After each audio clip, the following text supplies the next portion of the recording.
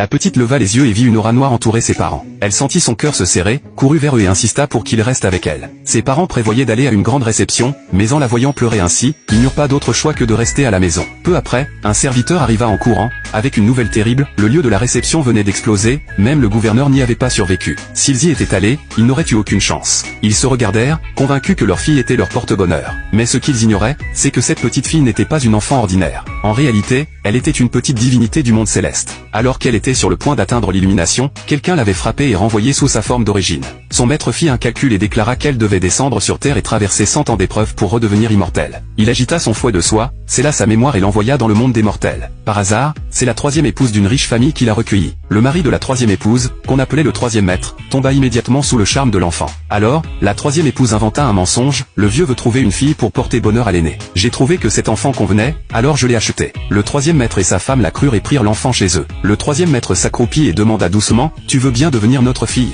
Mais elle répondit en secouant la tête, « Non, si je deviens votre fille, je serai attachée. » Tout le monde resta bouche bée. La troisième maîtresse se crispa et demanda ce qu'elle voulait dire. La fillette pointa du doigt la chambre du fils aîné. La femme prit peur, pensant que quelqu'un avait fait du mal à son fils. Mais en entrant, ils le trouvèrent endormi, calme et paisible, rien d'anormal. Tout le monde soupira de soulagement et pensa que la petite avait inventé. Sauf qu'aux yeux de l'enfant, le fils aîné était ligoté par des chaînes noires, le visage blême et douloureux. Elle s'écria, paniquée, il est attaché. Mais personne ne voyait les chaînes qu'elle décrivait. Désespérée, la petite courut vers lui, attrapa sa main et la mordit violemment. À cet instant, mais elle vit les chaînes invisibles se briser et être aspirées dans son propre corps. La seconde suivante, elle s'évanouit. Le troisième maître, furieux, pensa qu'elle voulait simplement faire du mal à son fils et ordonna qu'on la chasse. Mais au même moment, son fils, plongé dans le coma depuis 6 mois, ouvrit lentement les yeux. Le médecin arriva en courant, examina le jeune homme et resta bouche bée. Toutes ses maladies avaient disparu, il n'avait besoin que d'un peu de ginseng pour se rétablir complètement. Mais du ginseng, ce n'était pas si facile à trouver. La petite se réveilla. Elle s'approcha du grand frère, posa doucement la main sur son front,